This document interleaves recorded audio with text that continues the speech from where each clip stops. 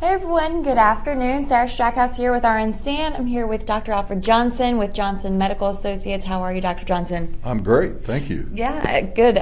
This month is, or actually next month, May, is the National Asthma and Allergy Awareness Month. So we are talking today a little bit about seasonal asthma and kind of, you know, how to break it down and what happens when someone starts to realize they're short of breath or something like that. So can you tell us a little bit about asthma and the feeling of asthma and what it is exactly?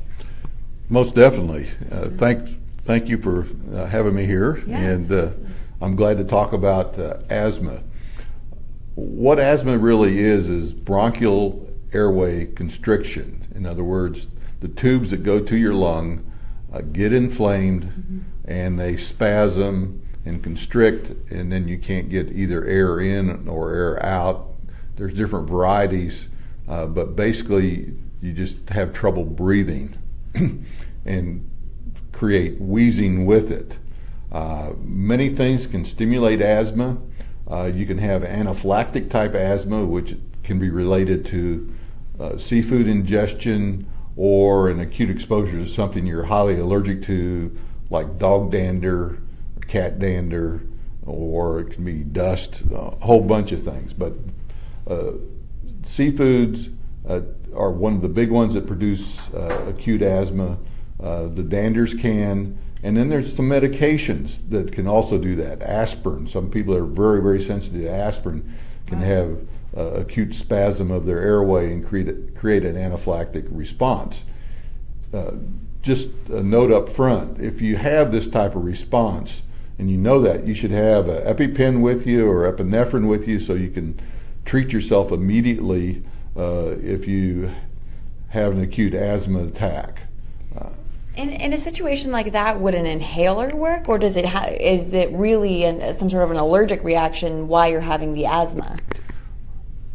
The inhaler does work on milder cases. If you just all of a sudden shut down, you need the epinephrine. So that's a point up front. Now, there are other types of asthma that are environmentally related. So you can have asthma as part of your allergies to either pollens, dust, mold, with an exposure. So there's many people that in the spring have asthma with their spring allergies. When the pollen count goes up for trees and grasses, or the wind picks up and you have trouble breathing, then that can be due to the allergic factor. Those people that have allergic type asthma can be helped then with allergy testing and allergy shots to help boost their resistance, as well as the bronchodilators, the inhalers you were talking about, oral medicines, and then also medicines that calm down the inflammatory response in the body. So there's a whole group of medicines that doctors use to treat asthma from whatever aspect is the triggering aspect of it, whether you avoid, treat the allergies, treat the inflammatory response. That's up to your doctor and how he wants to approach your particular type of asthma. And you're talking a little bit about seasonal. Is it something that you frequently see this time of year? Asthma, does it increase, or is it really just depend on the person, the time, and what allergens are in the air? That's a good question. About 40% of the population is allergic. Now, they vary in what their allergies are. There are those people who have spring allergies, that's grass and trees and some mold, and if those people have lungs that respond to the allergens, then yes, they'll have increase in asthma in the spring. Fall asthma is mainly with trees. Okay. And weeds. So you got trees and weeds in the fall also. And then here in Texas in the wintertime we have mountain cedar. So mountain cedar will be a big factor for some people in the winter. Mountain cedar. And so if you do have those seasonal type allergies, it probably makes sense to know what you're allergic to and then make a decision on whether allergy shots are for you or whether your symptoms are mild enough you just use seasonal type treatment with medication to get through that season. Sure. When would you know that you need to come in for an allergy test versus something like just, coming in to get an inhaler? What would that conversation be like with you, and what things should you look out for to come in? If you're having trouble with symptoms and they aren't being controlled with what you're currently using, and they tend to get worse each year or with each exposure, then yes, definitely you need to come in, see the physician, be allergy tested to find out what the cause and effect relationships are. And it may be seasonal, but it may be your cat that you have in your house that's keeping you flared up, so that when the mold count jumps a little bit or the grass count jumps a little bit, you get symptoms. Sure. So it makes sense to understand the total picture of what you're allergic to, and then control your environment as much as possible, and be able to reduce your medication and have a better lifestyle if you understand what you are sensitive to and can avoid. Yeah. Absolutely. That's definitely some really good advice. And I know, so we have this peak meter, or I'm going to let you explain this, but we have this kind of a little test for you to give you a little demonstration of what might happen if you come in and say you're having some asthma problems, breathing problems, right? Exactly. Some people have a hard time relating just how sick they are, or how much trouble they're having.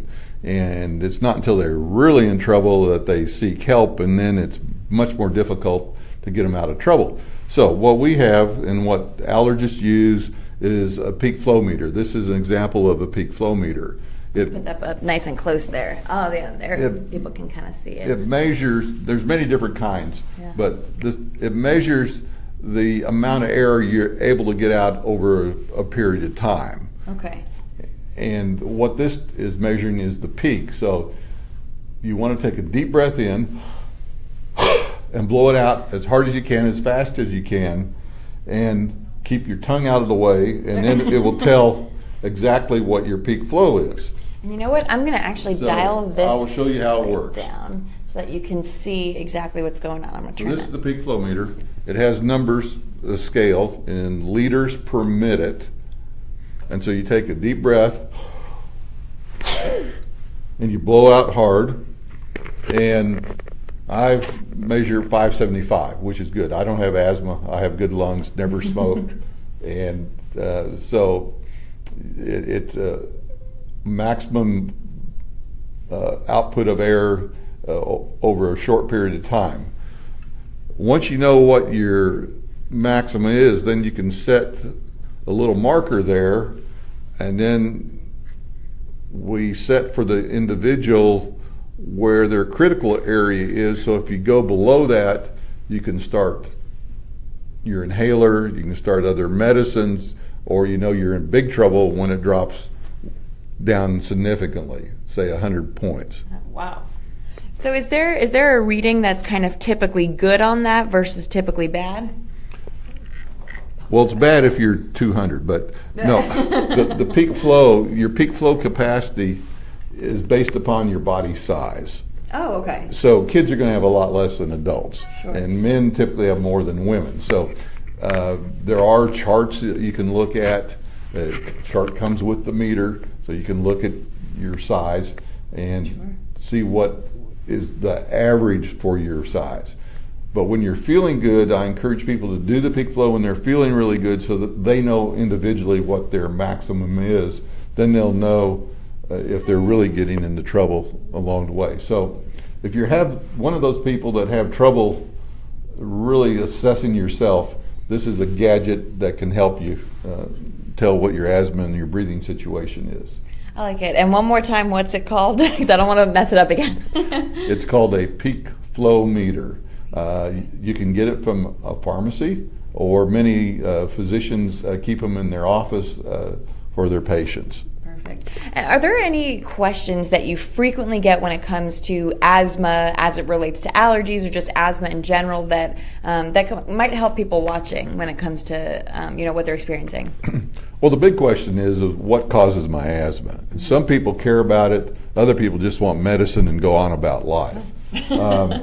that is fine, except if your asthma starts to get worse and it's really affecting you and you're on more and more medicines, then you need to back up and do what we've been talking about, is to really find out what the underlying factors are. And there may be many.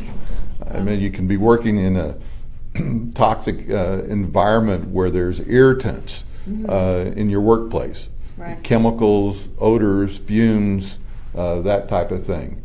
One of the common things people with asthma have trouble with are the plug-ins and scented candles. Oh, I wouldn't even think about that. Yeah, the odors from them are irritants and can sensitize people, so they actually get worse with those. So if you're using those and have asthma or allergies, I'm not a big fan of them. You need to get them out. And then if your house smells bad, you got to find out why it's smelling bad. And so many times I see people put plugins in to cover up their mold and their mold odor, where it's that damp, musty smell. Right. If that's in your house, then you have some dampness someplace that shouldn't be there and potential mold. And that is a health problem also if you have mold in the house. Absolutely. It seems like you kind of really come from that approach of finding the root, finding the background, and then moving forward. Tell me a little bit about why you kind of think like that, why that's the one of the best ways to kind of move forward with diagnosing someone. Well, it's always good to fix a problem and not cover it up, whether it's in house repairs or repairing your body. Because as we get older, our body systems age, and they don't get stronger, they get weaker. Right. So just as an example with asthma, I see people all the time that had asthma as a child, and they said, well, I didn't have any trouble during my 20s and 30s and early 40s, and then all of a sudden it starts to pop up again. Right. Well, what happens is their immune system gets weaker as we get older, and you tend to develop some of those same reactivities again. So you need to be tested, need to be aware of what's going on, find out the cause and effect relationships, right. and decrease the stress on your body. It's another stressor, and we have enough stress in this life.